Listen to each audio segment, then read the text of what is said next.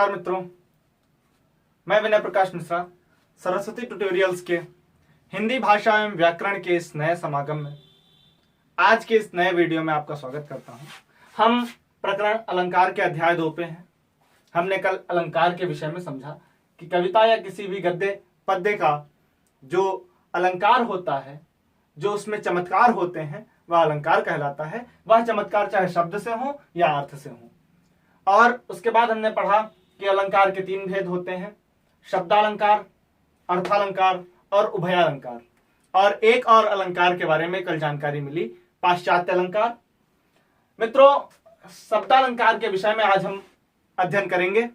शब्दालंकार वह अलंकार होता है, जैसा कि हम शब्द से समझ सकते हैं कि शब्द अलंकार जब किसी काव्य पाठ में या किसी नाटक में या किसी बात में शब्द के माध्यम से हम अलंकार उत्पन्न करते हैं, चमत्कार उत्पन्न करते हैं, तो वहां शब्दालंकार होता है। शब्दालंकार के बाद हम शब्दालंकार को जब देखते हैं तो कई प्रकार से दिखाई पड़ता है, कई भेदों में दिखाई पड़ता है। हमें शब्दालंकार हमें अनुप्रास के रूप में दिखाई पड़ता है। शब्दालंकार हमें यमक, श्लेष, पुनरुक्ति, विप्सा और विक्रोक्ति के रूप में दिखाई पड़ता है। अतः हम कह सकते हैं कि शब्दालंकार के 6 भेद होते हैं: अनुप्रास, यमक, श्लेष, पुनरुक्ति, विप्सा और विक्रोक्ति, जिसमें यह 3 आपने बहुत बार सुन रखे होंगे। इन 3 के विषय में आज आप नई नई जानकारियां प्राप्त करेंगे। ये 3 आपके हाई स्कूल सिलेबस से लेकर के आपके कॉम्पिटिटिव एग्जाम तक बहुत ज्यादा महत्व रखते हैं। तो आइए अनुप्रास के विषय में हम अध्ययन करते हैं। आइए शब्दालंकार के पहले अलंकार अनुप्रास अलंकार को हम पढ़ते हैं। अनुप्रास शब्द का अर्थ होता है, या 2 शब्दों से मिलकर बना हुआ है, अनु और प्रास। प्रास का अर्थ होता है वर्ण, वर्ण अर्थात अक्षर, और अनु का अर्थ होता है बार बार। अर्थात जब किसी काव्य में किसी एक वर्ण की आवृत्ति अर्थात दोहराव बार बार होता है, तब वहां पर अनुप्रास अलंकार होता है। और अनुप्रास अलंकार आवृत्ति के बार बार होने के बाद अपने काव्य में चमत्कार उत्पन्न करता है। एक उदाहरण के माध्यम से हम देखते हैं कि बाकरगंज के बनवारीपुर में बनवारी लाल बनिया वास करता था। बाकरगंज के बनवारीपुर में बनवारी लाल बनिया वास करता था। इसमें आप देख सकते हैं कि ये बा की आवृत्ति कई बार हुई है, और साथ ही साथ का की आवृत्ति भी कई बार हुई है, और रा की आवृत्ति भी कई बार हुई है।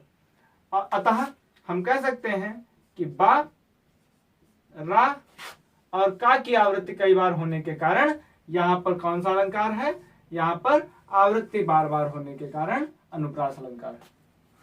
अनुप्रास अलंकार की परिभाषा एक बार और देखते हैं हम कि जहां स्वर की समानता के बिना भी वर्णों की आवृत्ति बार बार हो, वहां अनुप्रास अलंकार होता है। आइए अनुप्रास अलंकार के कुछ भेदों के बारे में पढ़ते हैं। अनुप्रास अलंकार के भेद की चर्चा करते हैं हम लोग। छेकानुप्रास अनुप्रास अलंकार का पहला भेद होता है, जिसमें व्यंजनों की एक बार स्वरूपतः मतलब स्वरूप एक जैसा रहेगा, व्यंजन समूह का स्वरूप एक जैसा रहेगा, लेकिन उनकी आवृत्ति होगी। अर्थात रीझ में 2 व्यंजन हैं, 2 वर्ण हैं, रा और झा, लेकिन इनका स्वरूप अगले रीझ में भी वैसा ही है। ना इसमें स्वर का परिवर्तन हुआ है, ना इन व्यंजनों में कोई परिवर्तन हुआ है, और इनकी आवृत्ति हुई है। ऐसे ही रहा से हंस हंस, और इसी उदाहरण में दई दई आप देख सकते हैं। रीझ रीझ रहा से हंसी हंसी उठे, सांसें भरी आंसू भरी कहत दई दई। अर्थात इसमें हम देख सकते हैं कि यहां पर भी व्यंजनों की आवृत्ति बार बार हुई है, बिना स्वरूप बदले। यहां पर भी बिना स्वरूप आवृत्ति हुई है, यहां पर भी बिना स्वरूप बदले आवृत्ति हुई है, और यहां पर भी वैसा ही हुआ है। और हम कह सकते हैं कि यहां पर छेकानुप्रास है। छेकानुप्रास को समझने के बाद अब हम आते हैं वृत्त्यनुप्रास पे। वृत्त्यनुप्रास शब्द से ही हम समझ सकते हैं कि वृत्ति के अनुसार। वृत्ति का अर्थ है शुरुआत में या अंत में।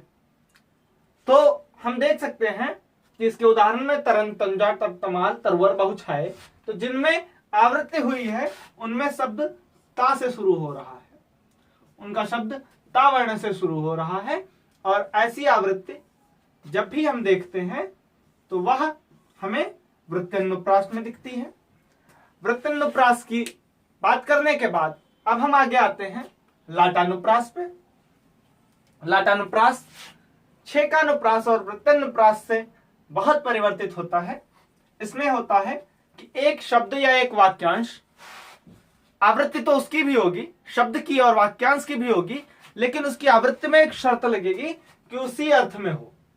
आवृत्ति का अर्थ ना परिवर्तित हो, आवृत्ति होने के बाद भी ना शब्द का अर्थ परिवर्तित हो, ना तो वाक्यांश का अर्थ परिवर्तित हो। जैसे तेग बहादुर हाँ वे ही थे गुर पदवी के पात्र समर्थ, अर्थात तेग बहादुर जी ही गुरु पदवी के लायक थे। गुरु तेग बहादुर जी के बारे में पहली पंक्ति ये कही गई।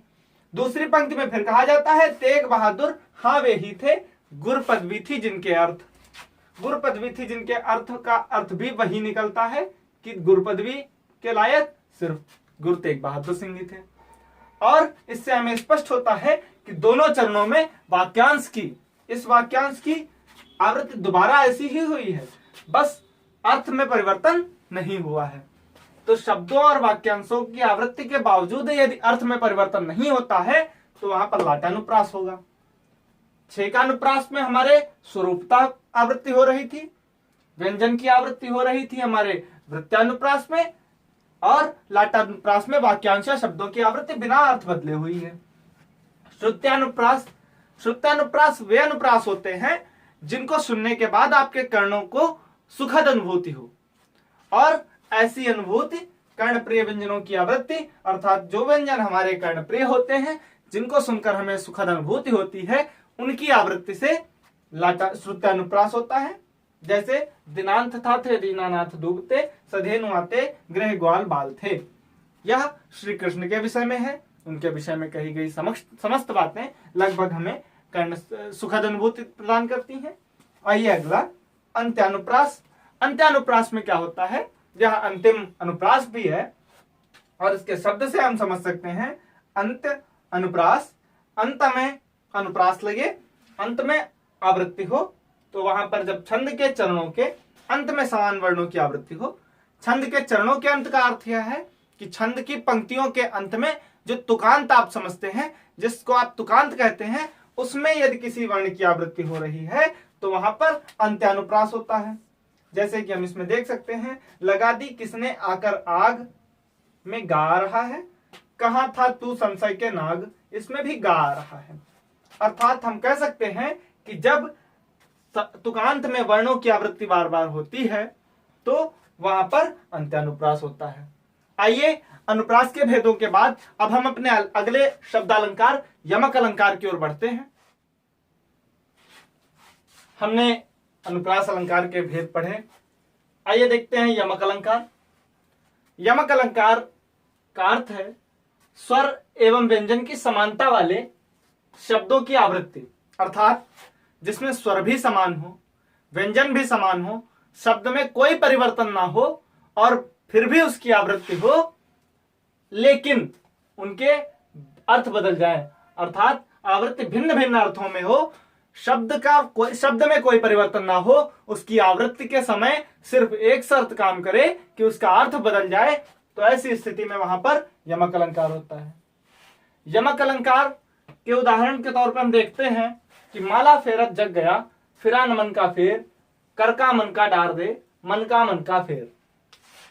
इसमें कबीरदास जी कहते हैं कि माला फेरत जग गया, हमने जीवन भर माला फेरी लेकिन हमें कुछ हासिल नहीं हुआ, फिरा न मन का फेर, हमें मन का कुछ हासिल नहीं हुआ, तो कर का मन का डार दे, अपने हाथ में जो मन का लिए हुए हो तुम, अर्थात जो मोती लिए हुए हो तुम, वो छोड़ दो और मन का फेर, अपने मन का मोती फेरिए।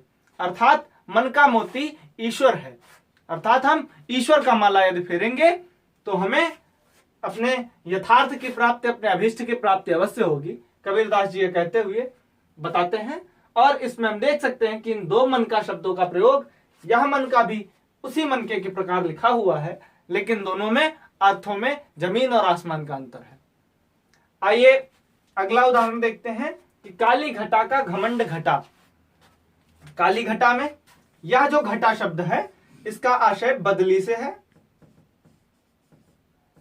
और यह जो घटा शब्द है इस घटा शब्द का आशय हम अपने सब्सट्रैक्शन से ले सकते हैं या अपने किसी चीज के अवनमन से ले सकते हैं, किसी चीज के घटने से ले सकते हैं, किसी चीज में कमी से ले सकते हैं।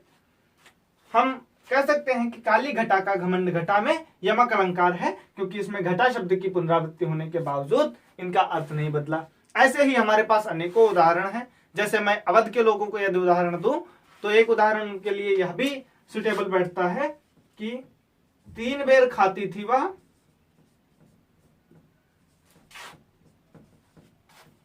3 बेर खाती थी वह,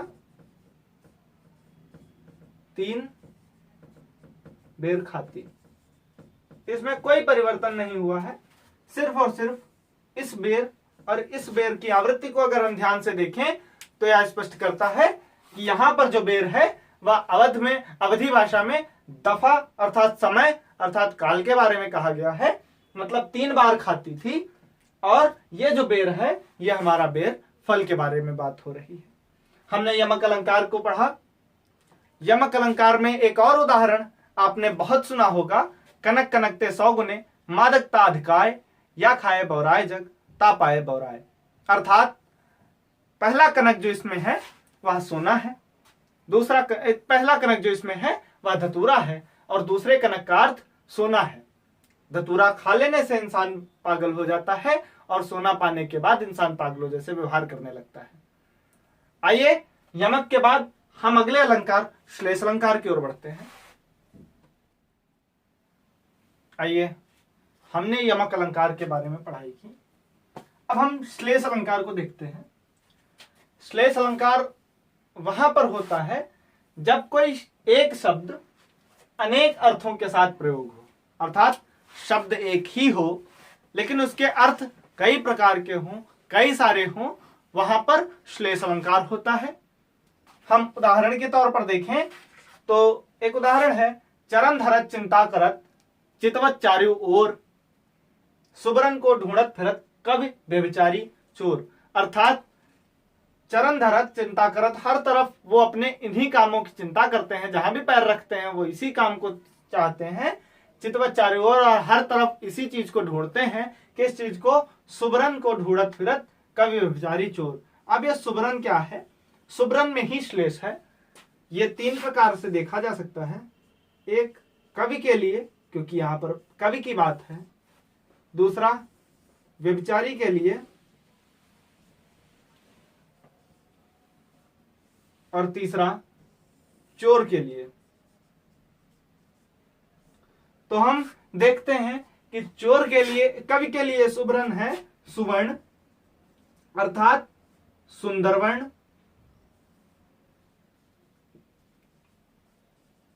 सुंदर अक्षर। व्यभिचारी के लिए सुबरन है सुंदर वर्ण वाली।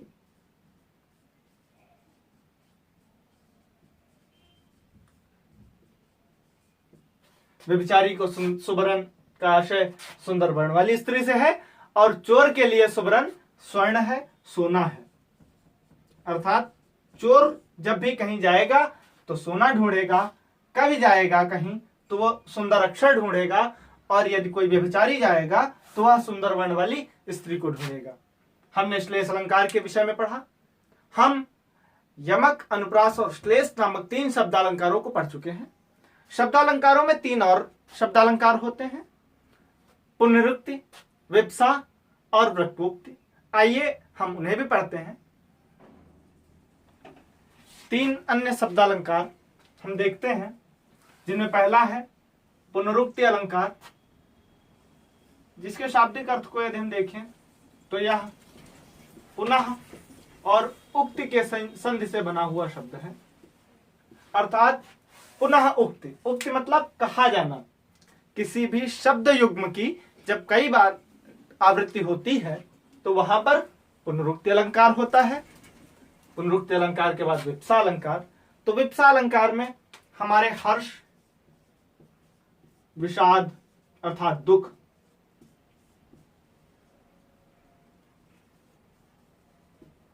और सुख